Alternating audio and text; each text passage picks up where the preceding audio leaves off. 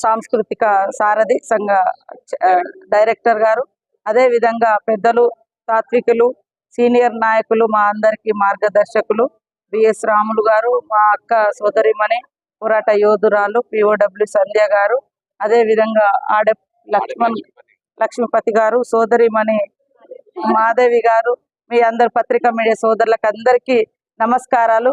ఈరోజు మన హరికృష్ణ గారు చెప్పినట్టుగా మరి మహిళల యొక్క అంతర్జాతీయ దినోత్సవాన్ని పురస్కరించుకొని ఈ యొక్క ఎగ్జిబిషన్ లో కూడా, ట్రైబల్ ఎగ్జిబిషన్ లో కూడా అర్జున్ గారు ఎక్కువ మహిళల ఫొటోస్ పెట్టడం జరిగింది. అదే విధంగా సాంప్రదాయాలను కూడా పెట్టడం జరిగింది.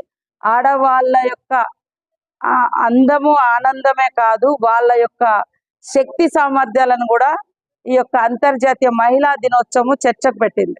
ఒకప్పుడు వాస్తవానికి సమాన పనికి సమాన వేతనం లేక, గుర్తింపు లేక అనేక కర్మాగారాల్లో అణగారిపోయినటువంటి మహిళలందరినీ ఏకతాటి మీదకి తీసుకొచ్చి మరి కమ్యూనిస్టు నాయకురాలు క్లారా జెట్కిన్ గారు ప్రతిపాదించినటువంటి ఒక సమావేశం యొక్క ఏదైతే ఉందో అక్కడ మూలాల నుంచి వచ్చింది అంతర్జాతీయ మహిళా దినోత్సవం. కానీ రాను రాను అది ఎవరికి నచ్చినట్టుగా వాళ్ళు మాట్లాడుతున్నారు.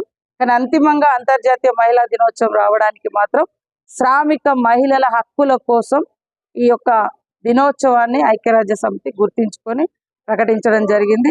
కాబట్టి ఇప్పుడు కూడా తెలంగాణ రాష్ట్ర ప్రభుత్వం కూడా మేము మహిళలకు ఆర్థికంగా అన్ని రంగాలలో ఎదిగించే విధంగా వాళ్ళను ప్రోత్సహించాలని ఒక 20 రకాల బిజినెస్లను వాళ్లకు సపోర్ట్ చేస్తూ ఎంకరేజ్ చేస్తున్నాం. గవర్నమెంట్ వడ్డీ లేకుండా ఇప్పటి వరకు వాళ్ళకు ఒక 21,500 కోట్ల రూపాయలను ఇప్పించి ఇవాళ బస్సులలో ఫ్రీగా ఎక్కడమే కాదు, బస్సుకు ఓనర్లను చేయడం జరిగింది. పెట్రోల్ బంకులతో పాటు పెట్రోల్ బంకుల ఓనర్లను చేయడం జరిగింది. మరి సోలార్ పవర్ ప్లాంట్ అంటే సామాన్యులకు అందుబాటులో ఉండేది కాదు. అదాని, అంబానీ లాంటి వాళ్ళ పెద్ద బిజినెస్ దారుల యొక్క నడిపేటువంటి దాన్ని ఈరోజు సామాన్యమైనటువంటి మహిళలకు సోలార్ విద్యుత్ ప్లాంట్లను కూడా అందించడం జరుగుతుంది. ఇక్కడ కూడా ఆదివాసీ సమాజాన్ని ఈరోజు మన మూలవాసులుగా భావిస్తూ ఉంటాం. కాబట్టి ఆ మూలవాసుల యొక్క అస్తిత్వాన్ని, హక్కులను మరి అదే విధంగా అభివృద్ధిని కూడా కాంక్షించుకొని మరి ముందడుగు వేయడానికి మేము తప్పకుండా కృషి చేస్తాం.